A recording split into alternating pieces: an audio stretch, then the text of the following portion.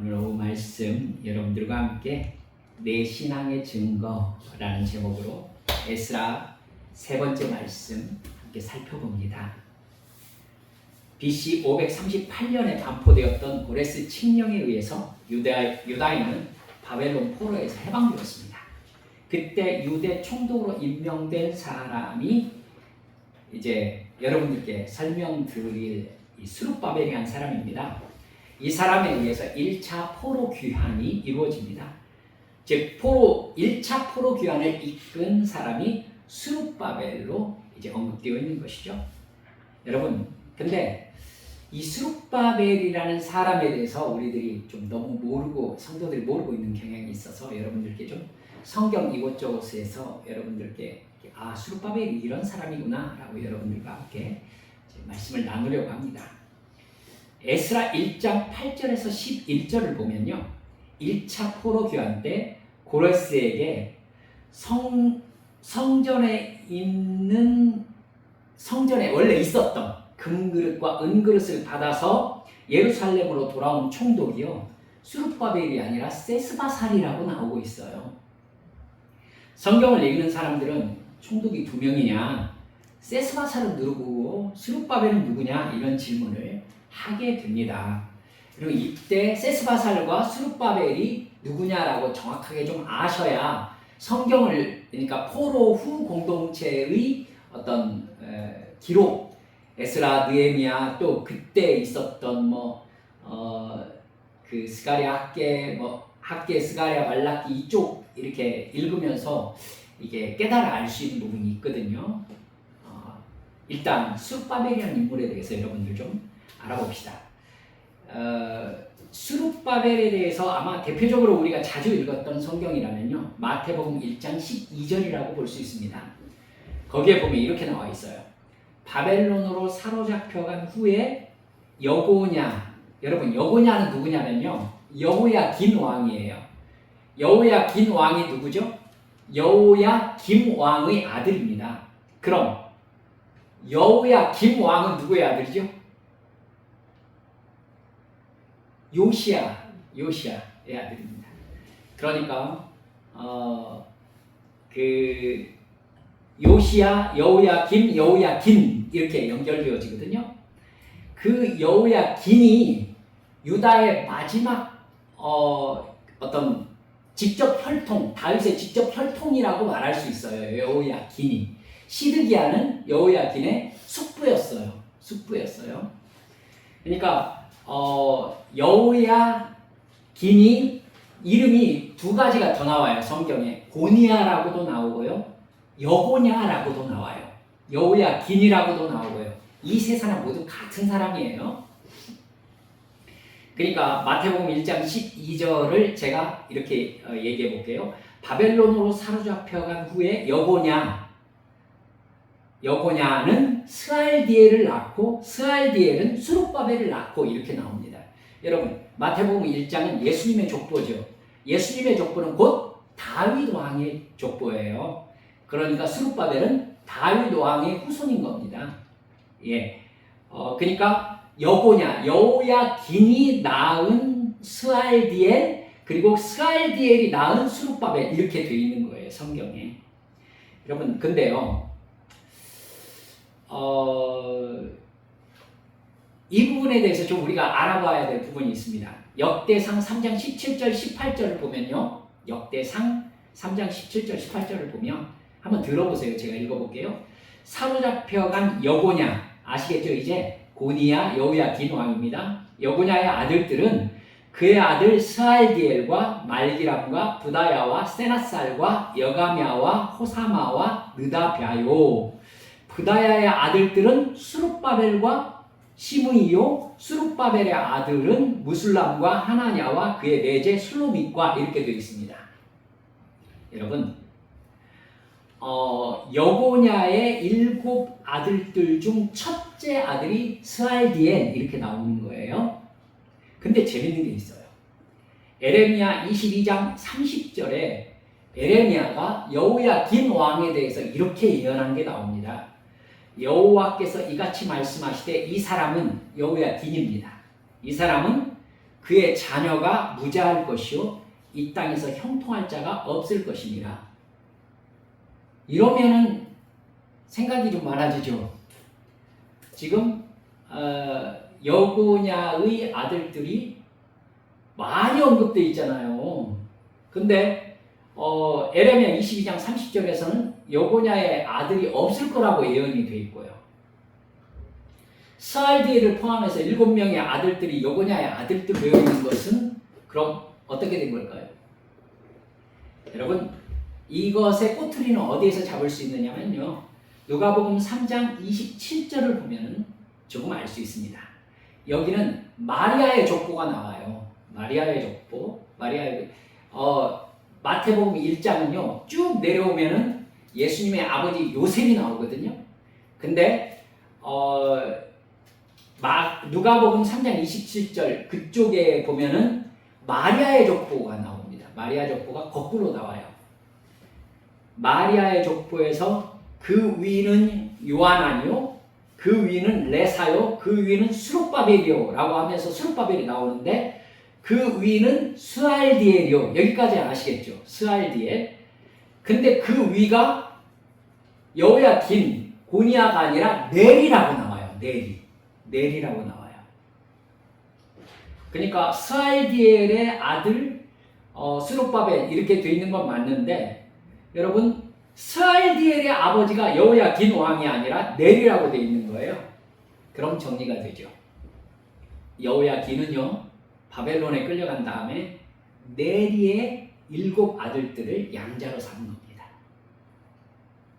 그러니까 스알디엘을 비롯해서 7명의 아들들은 모두 넬이의 아들들인 거예요. 넬이가 먼저 사고로 죽었을 가능성이 있어 보입니다. 하나 더 체크해야 할 부분이 있습니다. 수룹바벨이 스알디엘의 아들이라고 되어 있는데 역대상 3장 18절에는 부다야의 아들이라고 나와요. 이게 복잡합니다. 이 문제는요 이렇게 알 수 있겠죠. 스알디엘이 장자인데 아들이 없이 죽었기 때문에 스알디엘의 동생인 부다야가 형수와 결혼해서 수룹바벨과 그 외의 자녀들을 낳았다고 볼 수 있는 겁니다. 계대 결혼이죠. 여러분 롯과 보아스도 그 제도로 결혼하는 사람들입니다. 요약하면 첫째, 아들이 없는 여호야긴 왕은 넬이의 아들들을 양자로 맞이했습니다. 그 첫째가 스알디엘인 거예요. 근데 그 첫째 아들 스알디엘이 아들이 없이 죽었고 부다야가 형수를 아내로 맞이해서 수룹바벨을 낳았던 겁니다. 그러니까 스알디엘의 첫째 아들이 수룹바벨이 된 것이죠. 이해하시겠죠? 결국 수룹바벨은 여호야긴 왕의 직계 손자가 이 스토리로 해서 되었던 것입니다. 그럼 세스바살과 수룹바벨이 같은 인물입니까? 여러분 수룹바벨은 이렇게 해가지고 직계 다윗의 후손이 됐잖아요. 양자로 들어갔지만은 그렇게 아들들이 계대 결혼을 해서 낳아서 다윗의 직계 후손이 되었단 말입니다. 이제 문제를 넘어와서 세스바살과 수룹바벨이 그럼 같은 인물인가? 두 가지 의견이 있습니다. 제가 지난 시간에 잠깐 얘기를 드렸는데요. 둘은 동일 인물이라는 견해가 있어요. 에스라 1장 8절 11절을 보면요. 1차 포로 귀환 당시 총독으로 세스바살이라는 이름이 확실히 언급되어 있습니다. 근데 에스라 2장 2절에 보면 1차 포로 귀환을 이끈 지도자 명단에 세스바살이 나오지 않고 수룹바벨만 나옵니다. 고레스가 두 사람을 동시에 총독으로 임명하지는 않았을 것이기 때문에 세스바살과 스룹바벨이 동일 인물일 것이다. 이렇게 성경학자들이 얘기해 온 적이 많았습니다. 또한 여러분 에스라 5장 16절을 보면 세스바살이 성전 지대를 왔다 이렇게까지 나오거든요. 근데 성전 지대 공사를 직접 기록한 에스라 3장 8절에서 13절에는요. 세스바살이 아닌 스알디엘의 아들 수룹바벨이 성전 지대로 왔다라고 나옵니다. 여러분 이것 때문에 학자들은요. 세스바살과 수룹바벨이 같은 사람일 것이다 라고 보는 사람들이 꽤 있습니다. 그런 견해를 가진 사람들은요, 세스바살이란 이름, 태양신이여 아들을 지키소서 이런 뜻이거든요. 바벨론 이름입니다. 이 이름은 수룹바벨, 바벨론의 시 이런 이름을 가지고 있는데 아마 세스바살이란 이름이 바벨론 궁정에서 불리던 이름이었을 것이다 이렇게 얘기를 하기도 합니다. 서로 다른 인물이라는 견해도 있어요. 세스바살은 페르시아 왕 고레스에게서 성전 그릇들을 받아서 예루살렘으로 옮겨온 일과 관련해서만 세스바살 이름이 나오고요. 성전 제거를 기록한 내용에서는 세스바살이라는 이름이 언급되지 않습니다. 아까 말씀드렸던 세스바살이 성전 지대와 관련해 가지고는 에스라 5장 16절에 언급되는데요. 이 언급을 여러분이 성경을 읽어보시면 유프라테스 강 서편 총독 다뜨네가 다리오 왕에게 보낸 편지에서 그가 성전 지대를 놓았습니다 라고 언급한 부분에서 세스바살의 이름이 나와요. 이걸요, 세스바살이 성전 지대 공사에 직접 관여한 것이 아니라 포로 귀환자들의 대표로 보고서에 쓴 것일 것이다. 즉 임명받은 총독은 세스바살이기 때문에 세스바살을 아마 대표로 기록한 것일 것이다 라고 봅니다. 또한 여러분 수룹바벨이란 이름이 에스라, 학개, 스가랴서에 나오는데요. 세스바살과 동일 인물이라고 볼 만한 줄거리가 하나도 나오질 않아요. 그래서 세스바살을 수룹바벨의 숙부로 보는 의견이 지금은 꽤 많습니다. 수룹바벨의 숙부일 것이다. 세스바살을 수룹바벨의 아버지 스알디엘의 동생, 그게 역대상 3장 18절 19절에 보면요, 동생이 이름이 나오는데 세나살로 나옵니다. 세나살. 그러면 세스바살과 이름이 되게 비슷하죠. 세스바살, 세나살. 즉 세스바살은 수룹바벨의 숙부로서 1차 포로 귀환 시에 예루살렘으로 수룹바벨과 함께 귀환한 유다 총독인데, 당시 세스바살은 고령으로 원로 총독이었고 수룹바벨이 실제로 총독의 업무를 관장했다라고 학자들이 이해합니다. 에스라 5장 16절에서 언급된 부분은 성전 재건 공사 중단 이후 그 공사를 다시 개시할 때인데도 세스바살이 여전히 총독으로 언급된 것을 보면은 세스바살은 1차 포로 귀환 때에 돌아온 총독이 맞지만 이름만 총독이었고 실제 총독의 역할은 수룹바벨이 감당했다라고 보는 거고요. BC 520년 성벽 재건 공사가 중단 이후에 다시 공사를 재개하게 되었을 때에는 수룹바벨이 정식 총독으로서의 역할을 수행했다 이렇게 보는 겁니다. 여러분 좀 복잡하지만 줄거리 대충 알아들으실 수 있으시죠? 에스라 느헤미야의 구약 역사 기록에서는요, 수룹바벨을 총독으로 언급하는 부분이 한 군데도 안 나옵니다. 근데 학개 1장 1절, 1장 14절, 2장 2절, 2장 21절, 즉 선지서에는요, 유다 총독이 수룹바벨이라고 언급되어 있습니다. 그리고 역대상 3장 18절, 19절 수룹바벨의 족보, 또 1차 포로 귀환자들의 명단 등으로 파악해 볼 때에 세스바살과 수룹바벨은 서로 다른 인물이라고 보는 편이 더 낫겠다, 이런 결론이 지금 나와 있는 상태입니다. 여러분 대체로 이 줄거리를 염두에 두시고 성경을 읽으시면 아실 수 있겠다 이 생각이 듭니다. 복잡하지만 조금 정리해 보시면 금방 여러분 생각이 나실 겁니다. 바벨론에서 포로 생활을 하던 유대인들은요, 돌아와서 일단 삶의 터전을 잡은 뒤에 2년째 되던 해 둘째 달에 성전 건축을 시작합니다. 기초석을 놓는 장면이 에스라 3장에 나오고요. 여러분 솔로몬 성전이 불타고 수룹바벨 성전의 건축이 시작된 겁니다. 돌아온 포로 후 공동체의 마음은 아마 기대로 가득 찼을 것입니다. 근데요, 성전 건축에 문제가 생깁니다. 돌아온 포로들과 그 후손들이 예루살렘 성전을 건축하기 시작한다라는 소식을 되게 예민하게 들은 사람들이 있었어요. 예전에 북이스라엘 지역이었던 사마리아 지방에 살고 있던 사람들, 이 사람들이 되게 이 소식이 예민하게 들렸어요. 북이스라엘 왕국은 남유다 왕국이 바벨론에게 멸망당하기 훨씬 전에 BC 722년에 아시리아에게 멸망당했지 않습니까? 살만에셀 5세 그리고 사르곤 2세에게 멸망당했습니다. 아수르는요, 북이스라엘을 멸망시키고 나서 에스라 4장 2절에 나오는 에살핫돈 왕에 이르기까지요, 수많은 북이스라엘 사람들을 포로로 끌고 가지고 아시리아 제국 내에 흩었어요. 그리고 유대인이 아닌 이민족들을 북이스라엘 지역으로 대거 이주시켰어요. 그래가지고 사마리아와 북이스라엘에 아마 대거 혈통의 즉 유대인의 혈통과 이방 혈통이 섞이는 일이 발생을 합니다. 여러분, 유대인들의 나라와 종교의 정통성을 유지하지 못하게 하기 위한 아시리아의 일부러 펼친 정책이었죠. 사마리아를 중심으로 한 북이스라엘 지역은 포로로 끌려가지 않은 유대인들과 이민족들이 섞여 살기 시작하면서 광범위하게 혼혈이 일어났고, 여러분, 북이스라엘은 처음부터 하나님을 섬겼던 나라가 아니었잖아요.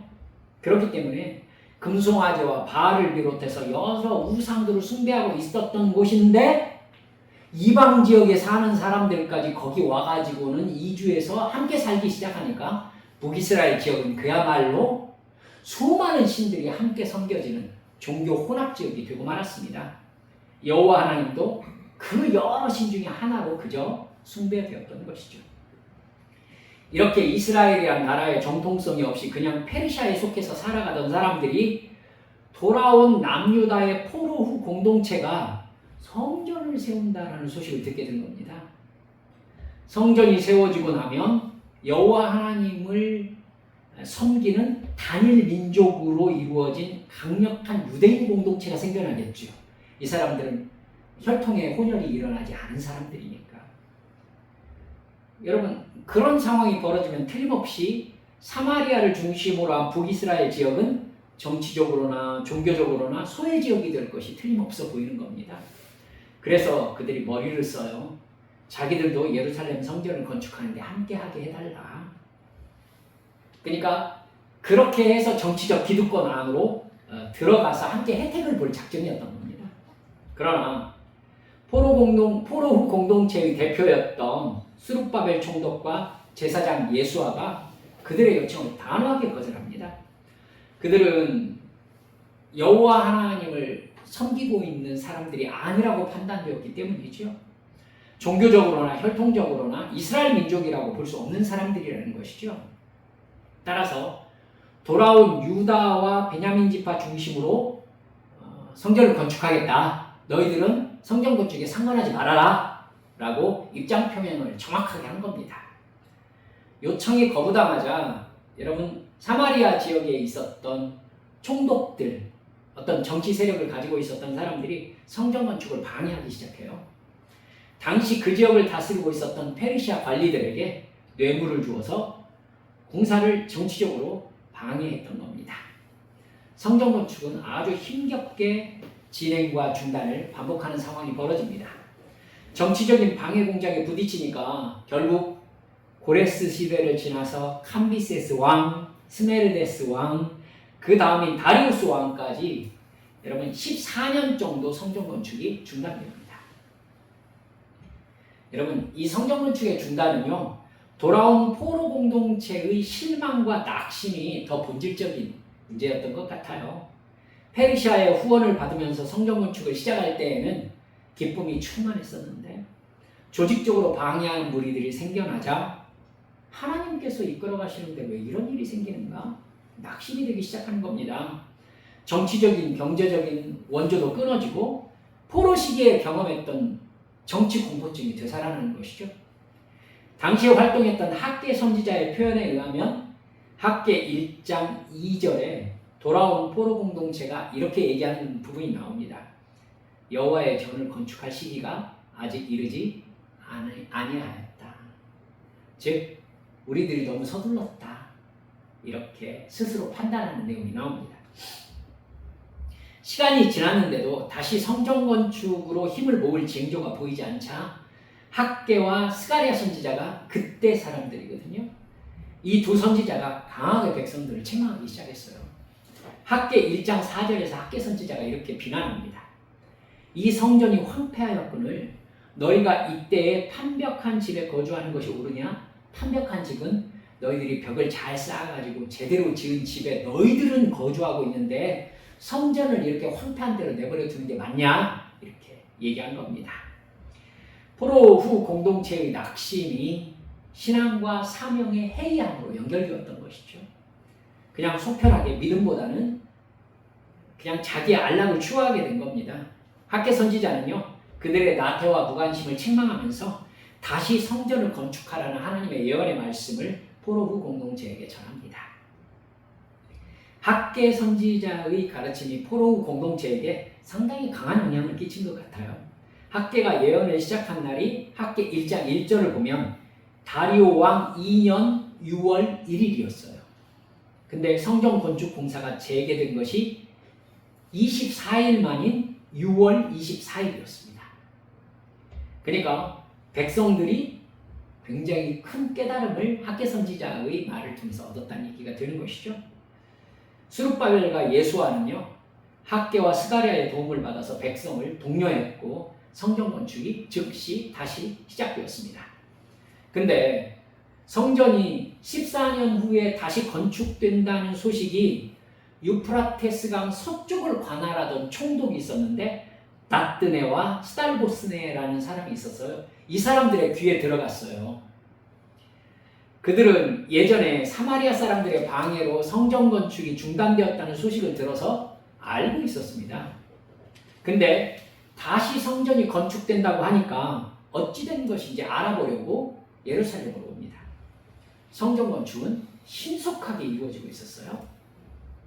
하나님이 이 일을 이루고 계셨기 때문에 그들에게 아무래도 두려움이 좀 있었던 것 같아요. 다뜨네와 스달보스네가 보기에. 그들은 이렇게 열심히 일하고 있는 사람들 작업을 중단 못 시키고요. 이 상황을 어떻게 처리하면 좋겠는지 당시에 페르시아 왕이었던 다리오 왕에게 문의를 합니다. 보고서에는 이 유다인들이 고레스의 칙령에 따라서 성전 건축을 진행하고 있다는데 왕께서는 고레스 칙령을 확인하셔서 우리들이 어떻게 했으면 좋겠는지 알려주시라고 이렇게 씁니다. 다리오 왕은 이 보고를 듣고 왕궁을 찾아요. 그래가지고 고레스 칙령을 적은 조서를 찾아냅니다.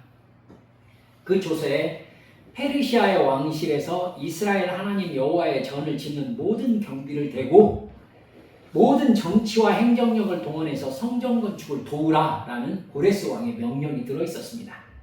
여러분, 당시에 페르시아의 율법은 왕이 일단 내린 명령은 취소하거나 고칠 수가 없었습니다. 여러분, 그거 성경에 여러분 보셔서 아시죠? 에스더 1장 19절. 여러분, 왕이 조서를 내리면은 어떻게든 그걸 취소할 수가 없다. 에스더서에 나옵니다. 다니엘 6장 15절 나옵니다. 결국 이전에 고레스 왕이 내린 명령이 취소되거나 고칠 수 없이 계속 유효하다는 것이 증명된 것입니다. 그러자 다리우스 왕이요, 고레스 칙령에 따라서 다시 보고를 올린 다뜨네와 스달보스네 총독에게 성전 건축을 방해하지 말아라. 다리오에게 내야 할 세금의 일체를 성전 건축에 사용하고 성전에서 제사 드릴 때 사용되는 모든 짐승과 각종 물품들을 틀림없이 공급하라. 이런 명령을 내립니다. 이 조서에서는요, 다리오가 이렇게 명령해요. 거역하는 사람을 죽이고 그 집안을 거름더미가 되게 하라. 이 명령도 함께 곁들여져 있었습니다. 본문 에스라 6장 13절 말씀을 보면요, 다리오 왕의 조서가 내림에 유브라데 강 건너편 총독 다뜨네와 스달보스네와 그들의 동관들이 신속히 준행하니라. 이렇게 적혀 있습니다. 정치적인 행정적인 지원 체제가 다시 확실하게 마련된 것입니다. 그리고 14절 보니까 학개와 스가랴 선지자가 백성과 장로들을 하나님의 말씀으로 설득하고 지원합니다. 결국 성전 건축 사역이 형통해서 다리오 왕 제위 6년 12월 3일에 성전 건축이 완공됩니다.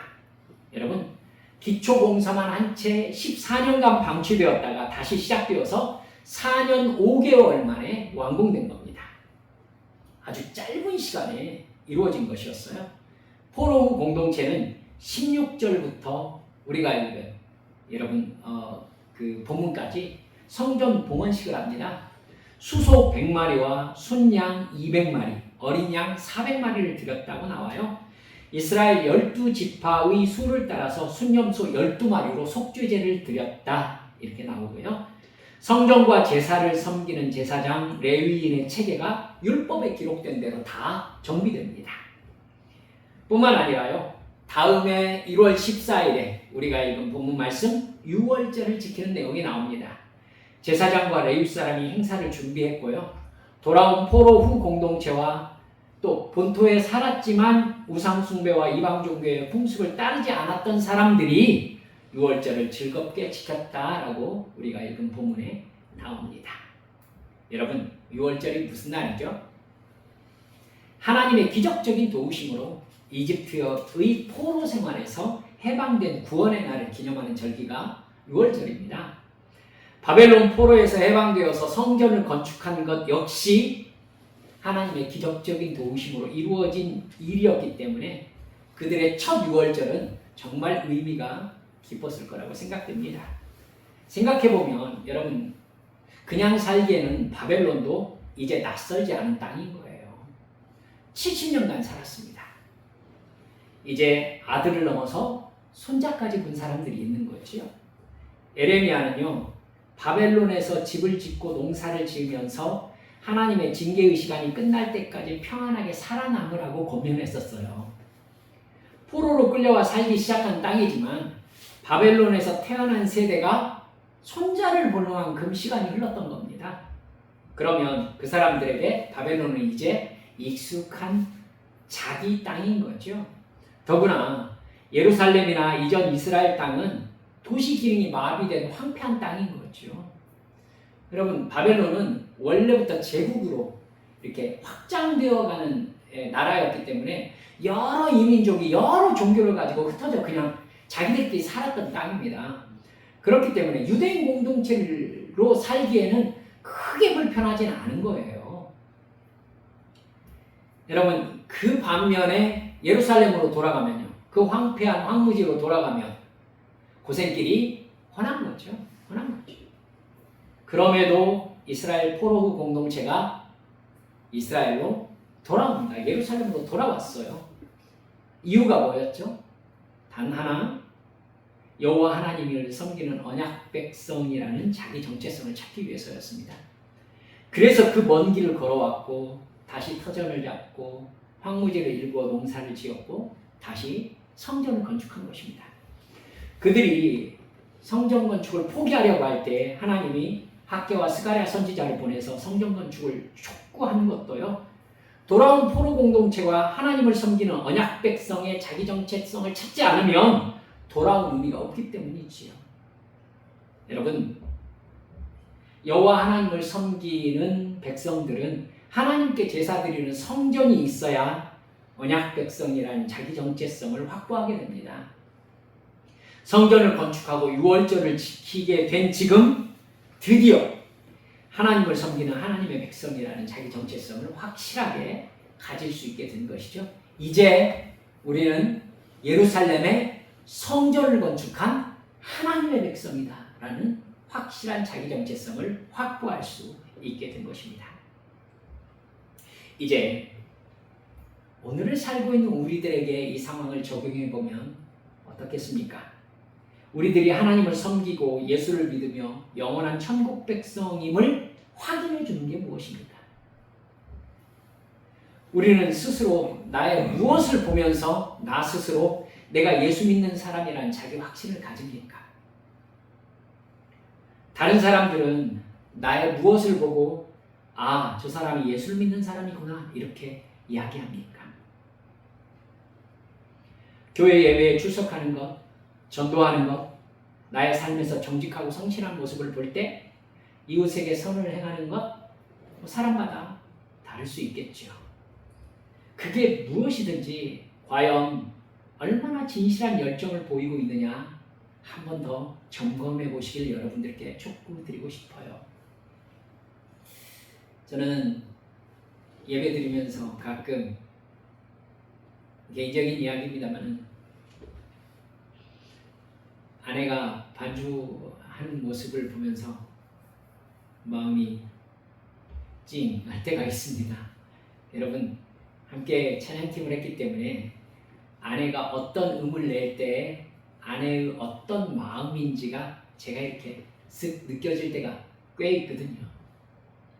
근데 가끔 주중 예배에 저희 아이들만 있기도 하고 또 이렇게 참 우리 교회가 막 예배 드릴 때 여러 사람들이 모여 하면은 또 우리 마음속에 그런 게 있잖아요.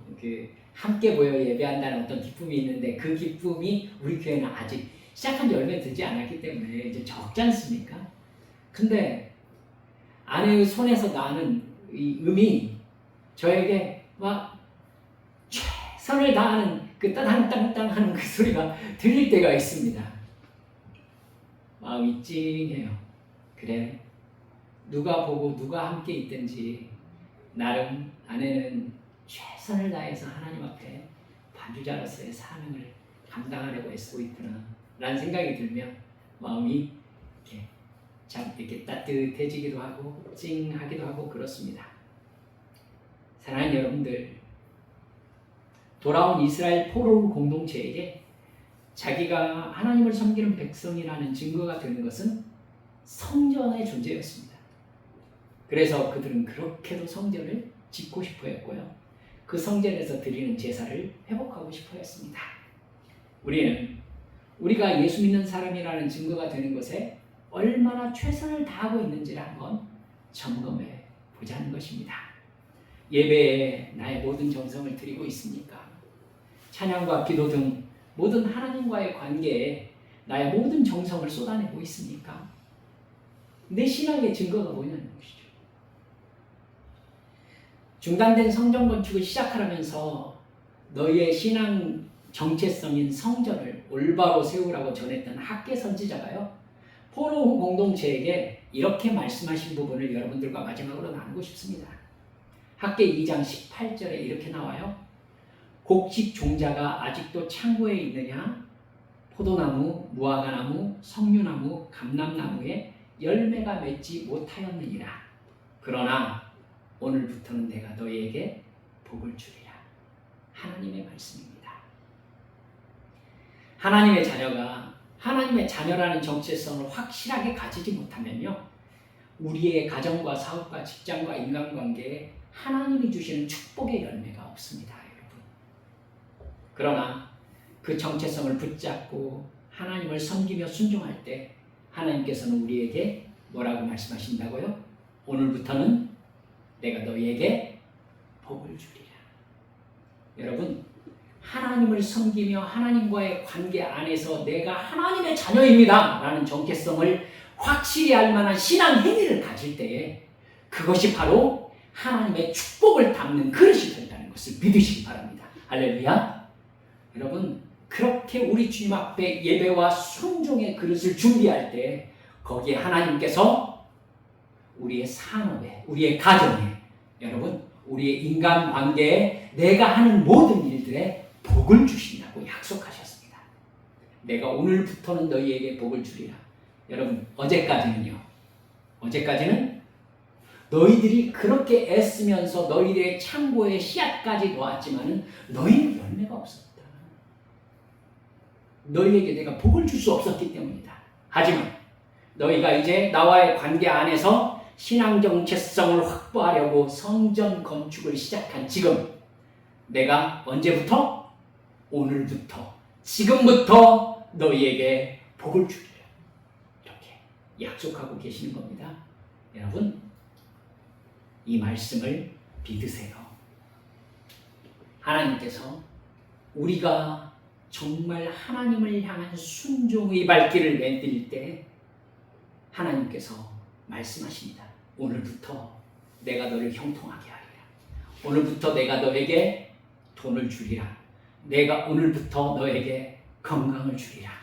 내가 오늘부터 내가 하는 일들을 또 네가 누구에게든 사랑받게 하리라. 사랑하는 여러분들이여, 하나님의 자녀라는 정체성을 세우는 신앙 행위에 우리도 최선을 다합시다. 그래서 하나님께서 주시는 충만한 자녀의 복을 받아 누리는 우리 믿음의 성도들 모두 되시기를 주 예수님의 이름으로 축원합니다. 우리 함께 기도합시다. 어떠십니까? 지금 우리의 지금 상황은요, 하나님께서 복을 주시고 기쁘게 하나님의 축복을 담을 만한 그릇이 준비되어 있는 상태입니까? 저는 교회 짓자고 지금 이 설교를 하고 있는 게 아닙니다.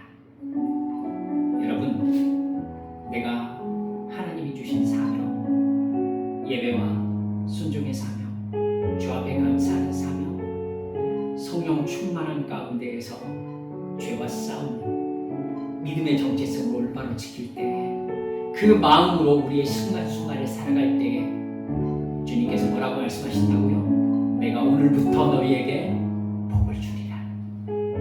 이 복이 우리에게 충만할 줄 믿습니다. 주여, 제가 그 말씀 안에 있겠습니다. 주님 앞에 약속하며 통성을 기도하십시다. 아버지 하나님,